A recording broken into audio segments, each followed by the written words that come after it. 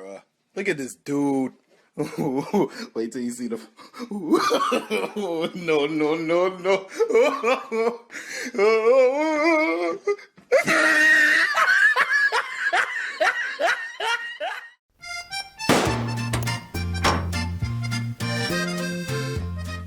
Hello everybody and welcome back to the channel. We're going to be seeing another replay from yours truly today, and I'm going to be playing in the Swingfire on the Berlin map. So the Swingfire at 7.3 is not necessarily the greatest ATGM vehicle in the game. There's a lot of issues with this vehicle that make it a little bit tricky to play. For one, the missiles fire upwards, which make using it at close range very difficult.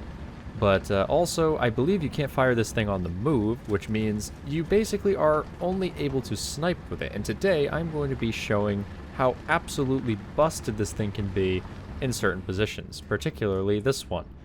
Because of the upward firing trajectory of these missiles, I can launch them straight up and over this Panther wreck and into the enemies on the other side. So, definitely a pretty strong position for this vehicle, but I still would not necessarily say that this is a brokenly overpowered vehicle, although this battle will probably make you think that this is an insanely overpowered vehicle. It's more this position with this particular vehicle is broken, and that's the case for a lot of ATGM vehicles. There are good positions for a lot of them. For example, the M901 in the American tree, that thing can be extremely busted if you get into certain positions with it. But overall, I find that ATGM vehicles are sort of power crept in more recent years of War Thunder.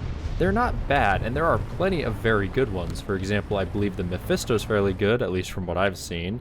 The new Chinese ATGM vehicle that's coming looks like it's going to be pretty broken on launch with 1200 millimeters of pen at 8.3, if that is what it releases with.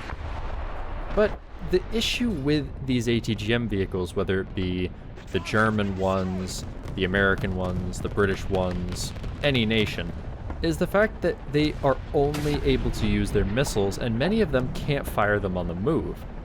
What can do that, though? Well, that would be IFVs. They have not only ATGMs, but they're also capable of firing on the move with their main guns. Sometimes they're even able to fire on the move with their missiles, which some ATGM vehicles can do, but most cannot. And somehow this Leopard thought that that was a good idea. He had gotten immobilized by one of my squad mates. Not really sure what he thought was going to happen there.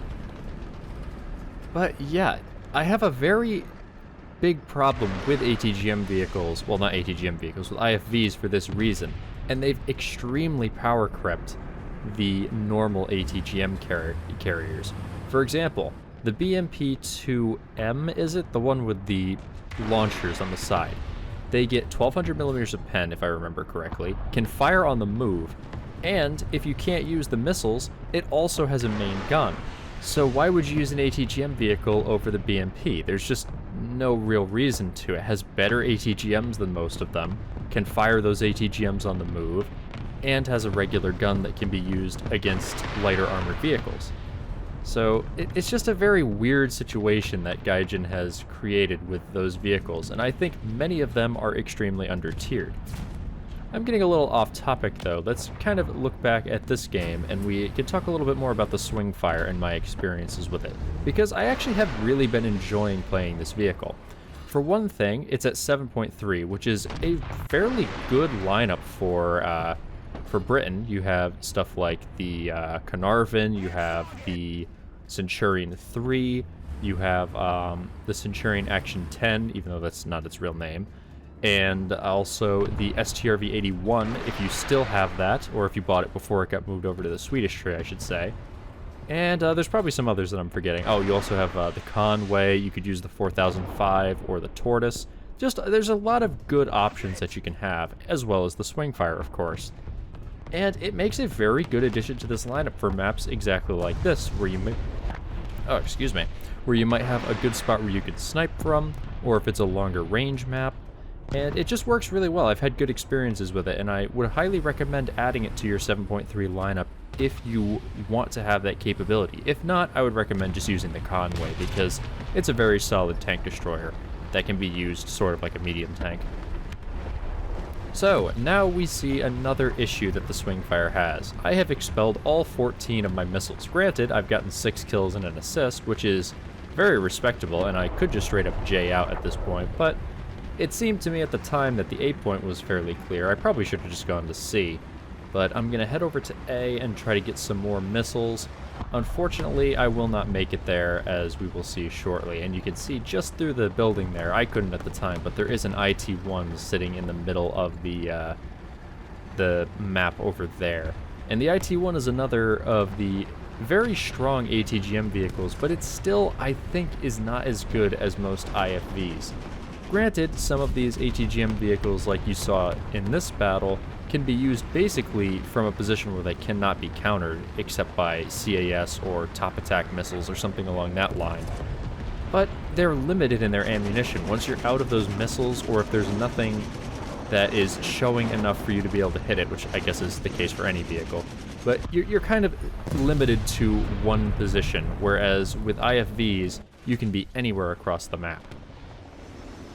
Alright, and here we are back in another vehicle, this time the Wyvern, which is definitely not the best CAS vehicle for this lineup. It's just one of the better ones that I have in my British tree. I haven't gotten too high in the aircraft for that.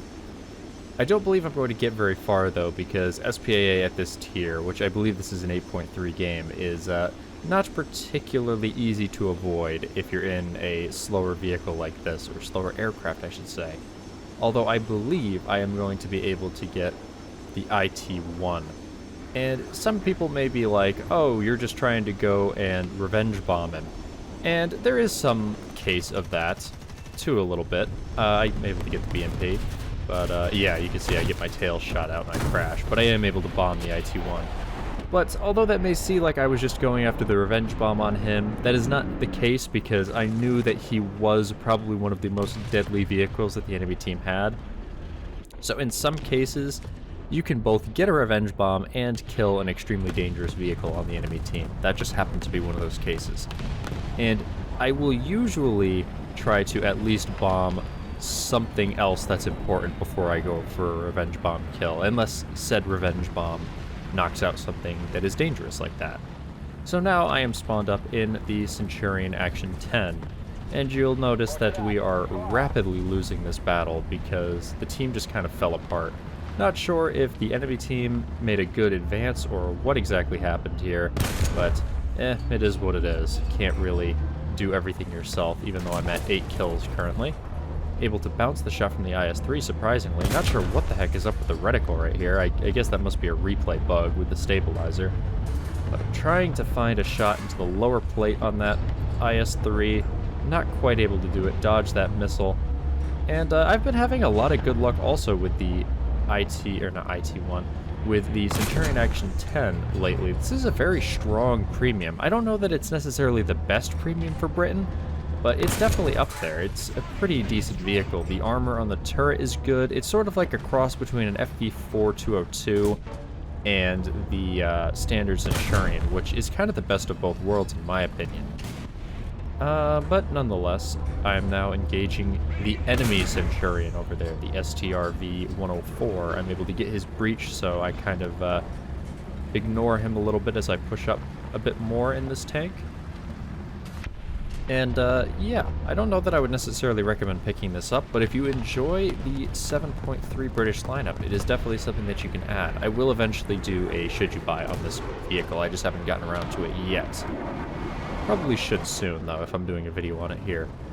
Yeah, but as I mentioned earlier, the name on this vehicle is actually incorrect, because it should be something along the line of Centurion with mantletless turret, something along that line. The Centurion Action 10 name is, I believe it's a misreading of one of the documents. You'd have to ask Ed from Armored Archives or someone else that knows British vehicles a little bit more than I do, but I believe it's something along that line.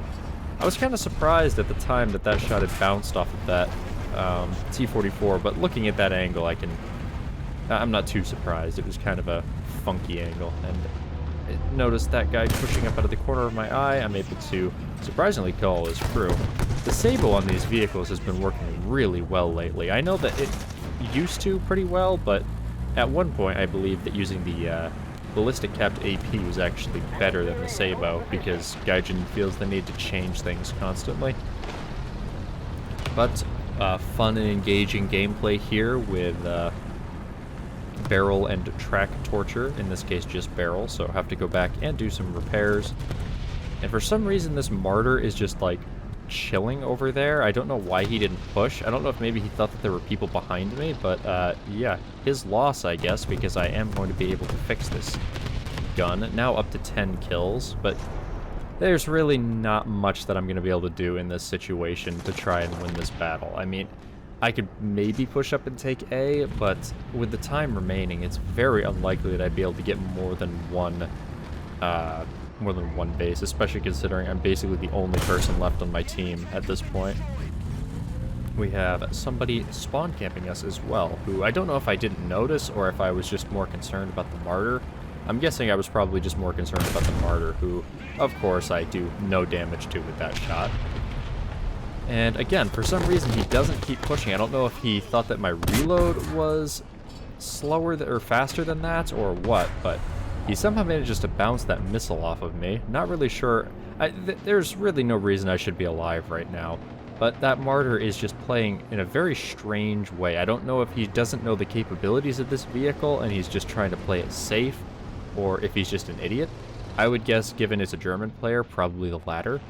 But nonetheless, his team is still going to win. We're not going to be able to win this battle. There's just not enough that I can do in the time that a triple cap is going to bleed us out. As the A21 comes in with the bomb. Once again, fun and engaging gameplay. Insta-kills me. You know, it is what it is. CAS, very fair and balanced, as we looked at earlier with my Wyvern. And the replays do some really weird stuff when you die, in terms of the camera work. I think that may have been my last spawn here. I don't remember if I spawn in again. Oh, maybe I do. Let's see. Haven't watched this replay in a little bit. Ah, yes. I spawn in the... God, I don't know if you... Yistervert, however the heck you say this thing.